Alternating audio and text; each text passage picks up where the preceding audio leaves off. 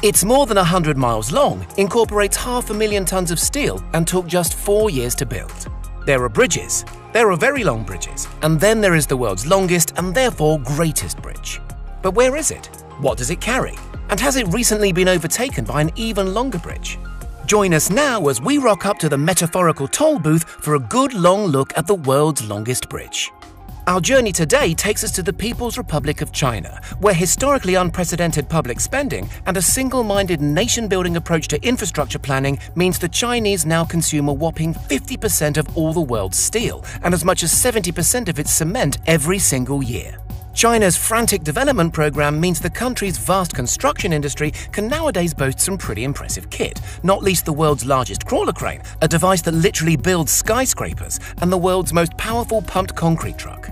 Not to mention other miscellaneous insanity, such as this SLJ 932 bridge-building behemoth, fondly nicknamed the Iron Monster.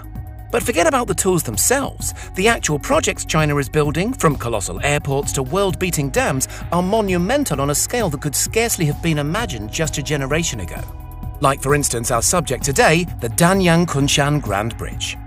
Recognized by Guinness World Records as the longest bridge on Earth, the Danyang Kunshan Grand Bridge is situated in China's Jiangsu province. And while it's certainly not the most beautiful or elegant span ever dreamt up by engineers, it's nonetheless remarkable in its ambition and utterly breathtaking in scope.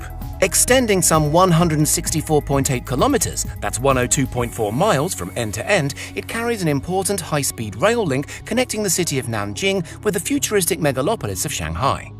As such, it runs broadly parallel with the almighty Yangtze River, which meanders anywhere from 8 kilometers to 80 kilometers proximity from the Grand Project. As you'd probably expect from such a lengthy bridge, it crosses a startling array of different habitats, stalking variously across rice paddies, farms, winding streams, busy canals, rushing rivers, broad lakes, undulating hills, and yawning chasms. You've probably figured out by now that the Danyang Kunshan Grand Bridge doesn't consist of just one gaping 100-mile span. Instead, it's built on the model of a viaduct, which allows it to rise and fall with the terrain and even factor in the curvature of the Earth itself. As such, some 9,500 concrete pilings march across the Chinese landscape, connected by the slender concrete bridge sections that carry the all-important railway itself. It's not just empty countryside passing underneath, by the way. The Danyang Kunshan Grand Bridge also grazes the northern edges of significant population centers, including Kunshan, Suzhou, Wuxi, Zhangzhou, and Danyang. When the bridge builders reached Suzhou, the project encountered its single greatest obstacle, the Yangcheng Lake. Here, the bridge is forced to stride a full 9 kilometers or 5.6 miles across open water, a section that in itself required 2,000 pillars and countless steel cables, not to mention a complex naval ballet of barges and submarine construction platforms that were required to build this challenging stretch. Apparently, this section can withstand the impact of an errant naval vessel weighing as much as 300,000 tons, weather typhoons, and even survive a magnitude 8 earthquake. Official figures released by the Chinese government suggest the overall cost of the Grand Bridge, which was completed in 2011, came to an eye-watering $8.5 billion. That's roughly $51 million for each individual mile of bridge. Still, the builders, reported to be the China Road and Bridge Corporation, CRBC, a subsidiary of China Communications Construction Company, need to remain constantly vigilant even today. As the bridge is located within the ancient Yangtze River Delta, the soil it sits on is soft and so necessitates constant monitoring and even periodic reinforcement. It's all apparently worth it from the end user's perspective though, with journey times on the route apparently slashed by hours and even halved on some stretches. And despite the project's mind-blowing scope, incorporating 500,000 tons of steel and fully 2.5 million cubic meters of concrete, it was completed in just 4 short years. The bridge has even become something of a tourist attraction in its own right, and during construction employed an estimated 10,000 local workers. Impressive as the Danyang Kunshan Grand Bridge no doubt is, it's arguably been exceeded, if not quite in length, but sheer grandeur, by another recent Chinese bridge project. This recently opened megastructure spanning the Pearl River estuary has been dubbed the longest sea-spanning bridge in the world, connecting Hong Kong and Macau with the city of Zhuhai on the Chinese mainland. This vast project, called the Hong Kong-Zhuhai Bridge by Western commentators, cost around $20 billion, took 9 years to build, and used 400,000 tons of steel. That's roughly 8 times the amount of steel in Sydney's iconic Harbour Bridge or 80 Eiffel Towers. Its pillars are embedded into the seafloor itself, and the crossing incorporates not one but two artificial islands connected by a 4-mile-long submerged tunnel designed to allow all important heavy shipping to pass over the crossing unimpeded.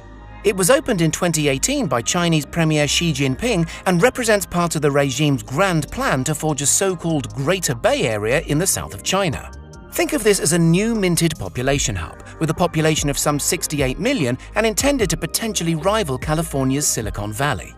The new bridge incorporates revolutionary tech such as cameras that monitor yawns in drivers and even blood pressure checks, which hope to prevent tragic and costly tiredness-related accidents on the structure. Critics of the project point to the fact 10 workers died during construction and that the scale of works unacceptably endanger wildlife, most notably the dwindling local white dolphin community, down to less than 50 dolphins from a population of some 188 individuals in 2003. It's also been suggested that the bridge is part of China's controversial ongoing quest to integrate reluctant Hong Kong ever closer into the mainland, eroding the freedoms and democracy that have long made Hong Kong unique and special.